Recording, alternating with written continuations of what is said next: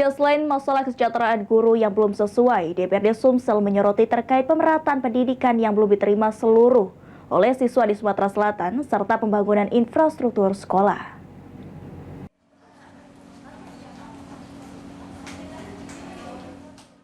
Pada peringatan Hari Pendidikan Nasional yang jatuh pada tanggal 2 Mei, DPRD Sumsel memberikan beberapa catatan soal pendidikan di Sumsel yang saat ini dirasa tidak merata.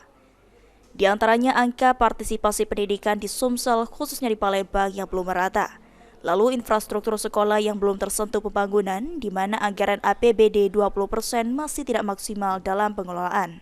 Serta juga soal guru honorer yang seringkali terlambat dalam menerima gaji baik program BOS atau PSG. Dengan pemerataan angka partisipasi pendidikan di Sumatera Selatan, saya melihat bahwa kita di daerah antara misalnya Palembang sebagai ibu kota provinsi, hulu ke hilir, ini belum merata tingkat SMA-nya. Ya. Jadi di seberang ulu hitungan saya ada 4 SMA negeri dan 1 SMA swasta, SMK swastanya cuma 1. Sedangkan di hilir ini ada 20-an SMA negeri dan puluhan swasta SMK yang ada.